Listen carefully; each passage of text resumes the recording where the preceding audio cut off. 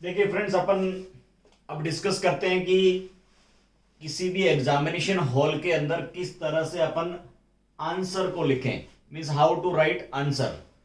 देखो, कई तरह के क्वेश्चन होते हैं। जैसे छोटे वाले क्वेश्चंस जिसके बिल्कुल छोटे आंसर लिखने पड़ते हैं, जैसे 15 शब्द में, 20 शब्द में, 50 शब्द में, कई बार 75 वर्ड्स में, 100 वर्ड्स में।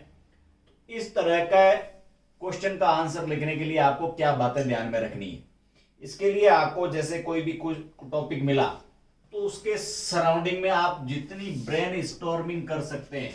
ब्रेन स्टॉर्मिंग का मतलब है कि आप जितने क्वेश्चन मार्क है वो रेज कर सकते हैं, उनको क्वेश्चन को रेज करना चाहिए, ब्रेन स्टॉर्मिंग। अब ब्रेन स्टॉर्मिंग से मतलब है कि आप कितने तरह के क्वेश्चन रेज कर सकते हैं। कोई भी टॉपिक है, जैसे किसी पर्सन का नाम पूछा तो उसके बारे में सोचिए आप, when, what, why, where, how, which. ये इस तरह से जितने क्वेश्चन अराइज हो सकते हैं उनको सोचते हुए और उन हर एक क्वेश्चन का आप आंसर देखा और उस आंसर को आप without using long lengthy language, यानी बड़ी लैंग्वेज को यूज किए हुए बिना आप बिल्कुल संक्षिप्त में जितना समराइज हो सकते हैं कॉन्क्रीट आंसर लिखने की कोशिश कीजिए। यानी आपको जब बिल्कुल 2 या 2 मार्कर है या 5 का 5 मार्कर है या 50 मार्कर है, उस कंडीशन के अंदर आपको अननेसेसरी लैंग्वेज नहीं लिखनी चाहिए। जैसे मैं, मेरा खुद का इंट्रोडक्शन है तो मैं मेरा यूं नहीं लिखूंगा मेरा नाम ये है। मैं सिंपल जो नाम है वो डायरेक्टली मैंने लिख दिया। मान लो राजस्थान की जीडीपी में रैंक कौन सी है, तो आप जीडीपी की जो रैंक है वो सीधी की सीधी लिख ली। ये नहीं करो राजस्थान की लैंग्वेज ये जीडीपी ये है, ऐसी लैंग्वेज नहीं लिख के और सीधा कॉन्क्रीट जो आंसर है वो सीधा का सीधा लिखिए। अब इससे आपको जो पूरे में से पूरे मार्क्स लेने हैं। देखो, कोई भी एग्जामिनेशन चाहे आरएएस है चाहे यूपीएससी का आईएएस है, तो जो छोटे वाले क्वेश्चन है उनका बहुत ही ज्यादा वेटेज होता है। तो आपको कोशिश ये करनी चाहिए कि इन क्वेश्चंस के अंदर पूरे में से पूरे मार्क्स है वो कैसे हासिल करें। तो आपने ऐसे बिल्कुल छोटा सा है, जैसे आपने 20 का है तो 20 वर्ड के अंदर ही लिखने की कोशिश कीजिए। अगर आपने ज्यादा लेंथी लिख दिया तो हो सकता है कि उस आंसर को पढ़े ही नहीं और बिना पढ़े ही आपका गोला मार के और 0 मार्क्स मिल जाए। और या फिर लेंथी लैंग्वेज लिखी हुई है तो उसमें से ढूंढ के और वो एग्जामिनर है वो इरिटेट हो जाएगा। कहा जाता है कि अगर आप खुश होना चाहते हो तो आप अपने एग्जामिनर को खुश रखिए। यानी if you want to be happy you have to make your examiner happy. इन एग्जामिनर को खुश कैसे करेंगे, तो बिल्कुल आप सटीक सही सही उत्तर लिख के और इस तरह से करेंगे। अब कई बार ये होता है कि छोटे से 2 नंबर के, 5 नंबर के या 10 नंबर के, 20 मार्क्स के, इस तरह से ऐसे क्वेश्चन के अंदर भी क्या डायग्राम बनाना चाहिए? बिल्कुल। तो हमें कोशिश करनी चाहिए कि जो भी लेफ्ट के अंदर जो लेफ्टर है, लेफ्ट पार्ट है, उसके अंदर थोड़ा सा छोटा सा जैसा भी आप डायग्राम बना सकते हैं वो बनाना चाहिए। किसी भी अगर क्वेश्चन जो आपके अलग अलग टॉपिक के होते हैं, जैसे साइकोलॉजी के हैं, योगा के हैं, तो शुरुआत के कुछ क्वेश्चन के अंदर आपको डायग्राम बनाना चाहिए। यानी आप डायग्राम बनाएंगे, छोटे वाले क्वेश्चन के अंदर ग्राफ बनाया, कार्टून भी बना दिया, तो उससे आपका एक वेरिएशन और आपकी एक क्रिएटिविटी शो होती है। तो ये बिल्कुल पॉसिबल है कि आप बिल्कुल छोटे से, यानी बिल्कुल शॉर्ट आंसर के अंदर भी आप अपनी क्रिएटिविटी है वो दिखा सकते हैं। यह कोई जरूरी नहीं है कि आप इसको बिल्कुल बिल्कुल रूखा सा आंसर और लैंग्वेज लिख के और जैसे खाना पूर्ति करके और 20 के 20 वर्ड पूरे करके आगे, ऐसा नहीं करना है। अगर आप कॉन्क्रीट आंसर लिखेंगे तो आपको पूरे में से पूरे मार्क्स मिल सकते हैं। अब इसके बाद में अपन देखते हैं कि लॉन्ग आंसर, यानी लॉन्ग क्वेश्चन है जिसका बहुत ही लेंथी बड़ा आंसर देना है, या इसको ऐसे कह सकते हैं। अगर ऐसे टाइप का आंसर लिखना है तो उसको कैसे लिखें? अब उसमें आपको ये ध्यान में रखना होता है कि कोई छोटी सी आप अगर जैसे इंट्रोडक्शन लिखते हैं, जैसे ऐसे होता है यूपीएससी के अंदर आपको ऐसे लिखना पड़ता है अनलिमिटेड 3 आवर्स बैठ के, और आपको जितना लिख सकते हैं उतना ऐसे लिखें। तो उसमें भी ऐसा कहीं नहीं होता है कि आप जिससे ज्यादा पेज भरेंगे उतने मार्क्स मिलेंगे। यहां पर भी आपको कहीं पर भी कोई एग्जाम के अंदर ऐसा कभी नहीं होता है कि आप ज्यादा से ज्यादा पेज भरेंगे या ज्यादा से ज्यादा वर्ड लिखेंगे उससे आपको मार्क्स मिलेंगे। इवन हर एक लाइन का, बिल्कुल हर लाइन का वेटेज होता है। औसत मान लीजिए कि हर एक लाइन आप लिखते हैं वो 2 मार्क्स की होती है, तो आपको बिल्कुल सोच समझ के और वो लाइन लिखनी होती है। लॉन्ग या ऐसे टाइप के अंदर भी आपको इस तरह से लिखना है तो शुरुआत में आप करेंगे इंट्रोडक्शन। देखिए इन इंट्रोडक्शन है, मिडिल पार्ट है या कंक्लूजन है, इन वर्ड्स का यूज नहीं करेंगे, ऐसे ही वर्ड्स का यूज नहीं करेंगे। अगर ऐसा वर्ड्स का यूज करते हैं, जैसे कई बार छोटी क्लासेस में लिखे सिखाने के लिए ऐसा लिखा होता है, लेकिन आप एग्जामिनेशन में इन वर्ड्स का यूज नहीं करेंगे। तो आपने अब देखो सबसे पहले इंट्रोडक्शन लिखना है, तो कैसे लिखेंगे? अब इंट्रोडक्शन जनरली ये होता है कि आप जो भी आगे के पेज में लिखने जा रहे हैं उसकी एक तरह से आपने समरी, यानी एक मूवी का एक ट्रेलर है, वो आप उस पूरे आंसर का ट्रेलर है वो शुरुआत की 1, 2 या 3, 4 लाइन के अंदर, आप मैक्सिमम 5 लाइन तक, क्वेश्चन की लेंथ के ऊपर डिपेंड है, तो आप 4 से 5 लाइन में भी लिख सकते हैं, 2 लाइन में भी लिख सकते हैं, लेकिन आपको बिल्कुल एकदम समरी कॉन्क्रीट फॉर्म के अंदर पूरी की पूरी ट्रेलर लिखना चाहिए। अब आपका इंट्रोडक्शन जितना अच्छा होगा, एग्जामिनर की पढ़ने की रुचि वहीं से जगेगी। यदि आपने इंट्रोडक्शन ही खराब लिखा तो हो सकता है कि आगे पूरा पढ़े ही नहीं। तो जितना अच्छा हो उतना इंट्रोडक्शन अच्छा लिखना चाहिए। अगर मान लो ये ऐसे है, तो ऐसे की शुरुआत कई बार अट्रैक्ट करने के लिए, एग्जामिनर को पढ़ने के लिए अट्रैक्ट करने के लिए आपने कोई स्लोगन लिख दिया, आपने कोई बड़ा फिगर लिख दिया, आपने अट्रैक्ट करने के लिए कोई न कोई कंपेरेटिव टेबल लिख दी।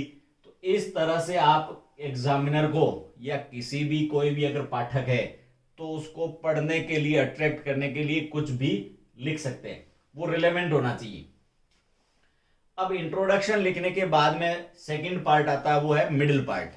अब मिडिल पार्ट के अंदर आप कितना भी लिख सकते हैं, लेकिन मिडिल पार्ट के अंदर आपको ध्यान में रखना है कि कहीं ऐसे नहीं हो कि रिपीटेटिव लैंग्वेज या बीटिंग अराउंड द बुश, इस तरह से अननेसेसरी वर्ड लिख के और टाइम पास नहीं करना चाहिए।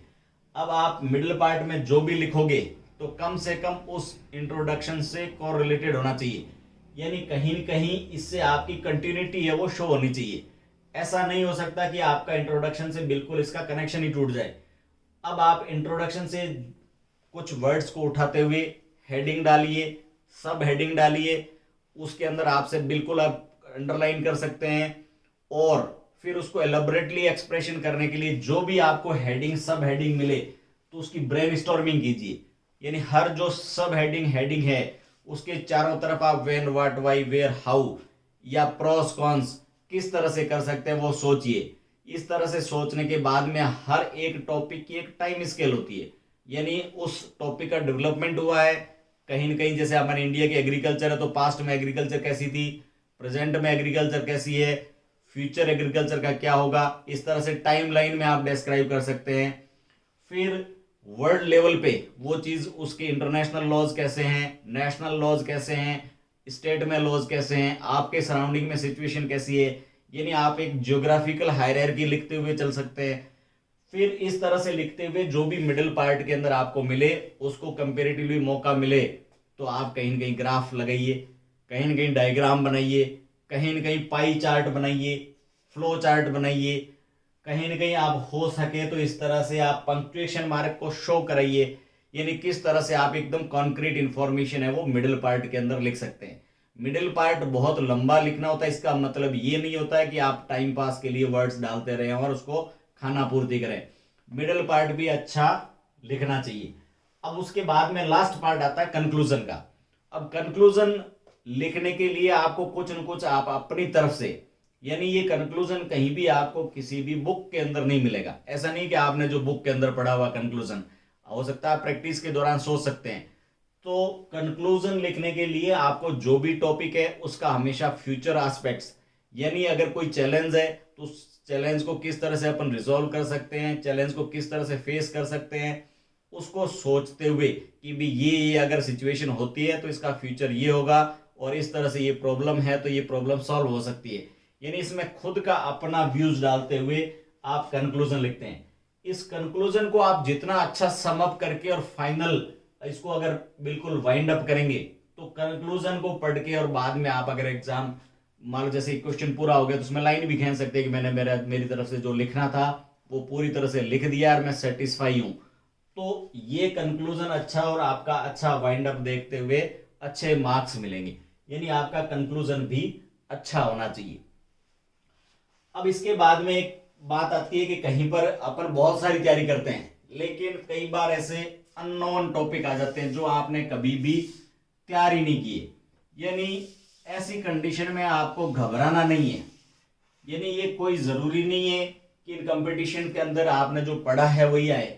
बिल्कुल आपके टॉपिक एक सिलेबस आउटलाइन फिक्स होती है, लेकिन कहीं पर ऐसा नहीं होता है कि आपका जो टॉपिक है वो हर टॉपिक या क्वेश्चन आंसर जो आपने प्रैक्टिस किया वही पूछा जाए। बहुत बार क्या हमेशा ही इस तरह से क्वेश्चन पेपर सेट होता है कि आपको कहीं हवा ही नहीं लगती। अब आपको उस कंडीशन के अंदर भी आंसर देना होता है। कई बार ऐसे क्वेश्चन आते हैं कि जो आप एक्सपेक्ट करते हो कि 20 या 50 वर्ड तैयार करके जाते हैं और उसको पूछ लेते हैं आपको 200 वर्ड में। कई बार ऐसा आता है कि बहुत लंबा क्वेश्चन है जिसको आपको बिल्कुल समराइज करके लिखना है। तो उस कंडीशन में आपको क्या करना चाहिए? बड़े को छोटा करना आसान है, लेकिन छोटे को बड़े करने में किस तरह से अपने को सोचना चाहिए। मान लो आपको क्या करना चाहिए, आपकी जो भी जीएस या रिलेवेंट जो भी सब्जेक्ट है उससे रिलेटेड आपके शुरुआत के अंदर आपके चैप्टर्स के नाम लिखे हुए हैं। जैसे पहला चैप्टर है तो मान लो फिजियोग्राफी उससे रिलेटेड है, रिवर्स है, लेक्स है। सेकंड चैप्टर है आपका एग्रीकल्चर है, तीसरा एजुकेशन है, चौथा इंडस्ट्री है, उसके बाद में आपका जो भी कॉमर्शियल रिलेशन से रिलेटेड है, फिर मान लो स्पोर्ट्स से रिलेटेड है। इस तरह से कोई भी जीएस की बुक होती है उसके अंदर शुरुआत में एक टेबल दी होती है। आप कोई भी इंडिया ईयर बुक देख लीजिए या कोई भी जीएस की बुक देख लीजिए, उसमें करीब मान लीजिए कि आप 20, 25, 30 या 40 तक टॉपिक होते हैं। अब आपको क्या करना, जो भी आपको अननोन टॉपिक मिले उस अननोन टॉपिक को इनसे आप मल्टीप्लाई करते चलिए। यानी आप इनसे कोरिलेटेड करिए, मतलब उसको मल्टीप्लाई करते चलिए और एक एक पैराग्राफ है वो जनरेट होता रहेगा। यानी जैसे ही आप मान लो एनर्जी है तो आप एनर्जी देखिए कि एनर्जी किस किस तरह से होती है, नॉन कन्वेंशनल है, कन्वेंशनल है, हाइड्रो एनर्जी है, लेक से किस तरह से कहाँ पे एनर्जी बनती है, एनर्जी का यूज एजुकेशन में है, एनर्जी का यूज है वो आपका इंडस्ट्री के अंदर है। यानी किस तरह से हर एक जो भी आपको अननोन टॉपिक मिला है उस टॉपिक को आप अपनी बुक के शुरुआत में जो टेबल दे रखी है उस टेबल से अगर मल्टीप्लाई यानी जैसे ही कोरिलेट करते हुए आगे बढ़ेंगे तो आपका एक नया पैराग्राफ जनरेट हो जाएगा। और उस पैराग्राफ जैसे ही आपको कुछ हेडिंग मिले तो उसकी ब्रेनस्टॉर्मिंग कीजिए। यानी उसके सराउंडिंग में सोचिए कौन क्या कहाँ कब कैसे कितना, ये सोचिए। फिर टाइम लाइन से कोरिलेट कीजिए, यानी पास्ट में क्या था, प्रेजेंट में क्या है और फ्यूचर क्या होगा। फिर आपको इसको ज्योग्राफिकल हायरार्की देखिए, इंटरनेशनल क्या है, नेशनल क्या है, स्टेट लेवल पे क्या कंडीशन है। इस तरह से आप अननोन टॉपिक का आंसर भी लिख सकते हैं। ये सोचने के बाद में आप इसका इंट्रोडक्शन लिखिए, अच्छा सा इंट्रोडक्शन लिखिए, मिडिल पार्ट लिखिए और कंक्लूड कीजिए। इस तरह से आप अननोन टॉपिक का भी आंसर है वो लिख सकते हैं। अब अपन बात करते हैं कि किसी भी एग्जामिनेशन के अंदर बिल्कुल एफिशिएंटली कुछ एक्स्ट्रा मार्क्स कैसे ला सकते हैं। जनरली अपन जाते हैं कि भी 100% सिलेबस करके गए, लेकिन उसके बावजूद भी आपको 60 या 70% है वो ऐसे क्वेश्चन मिलते हैं जिनके आप आंसर दे सकते हैं। यानी ऐसा कभी नहीं होता है कि आप 100 के 100 आंसर दे दें। तो आपको करना ये चाहिए कि जो भी 60% आप क्वेश्चन अटेंड करें उनके 60 में से 60 मार्क्स आ जाए, और जो बाकी आपका 30% जो आप क्वेश्चन बिल्कुल छोड़ रहे हैं उनको बिल्कुल ही ब्लैंक छोड़िए, ताकि आपका एग्जामिनर खुश रहे कि बच्चा कितना ईमानदार है। यानी आपको बिल्कुल इस तरह से उसका टाइम बचा, उस टाइम का यूज है वो जो आपको क्वेश्चन आंसर आ रहे हैं उनकी जो राइटिंग स्किल है वहां पर यूज करनी चाहिए। अब आपको एक्स्ट्रा मार्क्स लाने हैं तो एक तो आप टाइम सेव कीजिए, यानी आपके पास एक्स्ट्रा टाइम था, जिनका आंसर आ नहीं रहा है उस टाइम को सेव करके और जो आपको आंसर आ रहे हैं उनको लिखने में लगाइए। फिर यूज होता है पंक्चुएशन मार्क। देखिए आप 2 में से 2, 5 में से 5 ऐसा तभी संभव है जब आप ग्रामेटिकली यूज करते हैं। पंक्चुएशन है कोलन, सेमी कोलन, एपोस्ट्रोफी, कहाँ पे फुल स्टॉप यूज करना है, देर से पहले कॉमा लगाना है या कहाँ किस तरह से डबल इन्वर्टेड कॉमा लगाना है, कहाँ इन्वर्टेड कॉमा लगाना है, कहाँ किस तरह से एपोस्ट्रोफी लगाना है। तो ये सब आप अगर पंक्चुएशन सही यूज करके और वर्ड्स की आप सेविंग करते हैं, यानी अननेसेसरी लैंग्वेज नहीं लिख के और समराइज यानी आप एकदम बिल्कुल संक्षिप्त में लिखते हैं, तो आपके जो इंप्रेशन है एग्जामिनर के ऊपर अच्छा पड़ेगा। मेरी तरफ से मैं ये कहना चाहता हूं कि कम से कम, ये जरूरी नहीं कि आप सारे के सारे पंक्चुएशन मार के वो बिल्कुल एक ही पैराग्राफ के अंदर सारे के सारे शो करके दिखा दे, लेकिन जहां पर आपको मौका मिले किसी न किसी पंक्चुएशन को दिखाते हुए, यूज करते हुए और आपको कॉपी में शो करना चाहिए। फिर इसके अलावा फ्लो चार्ट। फ्लो चार्ट का मतलब होता है कोई जरूरी नहीं कि आप पूरी लैंग्वेज लिखें, यानी आप एज ए टीचर, जैसे मैं आपको समझा रहा हूं यहाँ पे, ये बिल्कुल मैंने वर्ड्स लिखे हैं, मैंने कोई पूरी लैंग्वेज नहीं लिखी है, फिर भी आपको समझ में आ रही है, तो मैं आपको हमेशा कहता हूं कि आप एज ए स्टूडेंट मत लिखिए, आप एज ए टीचर लिखिए।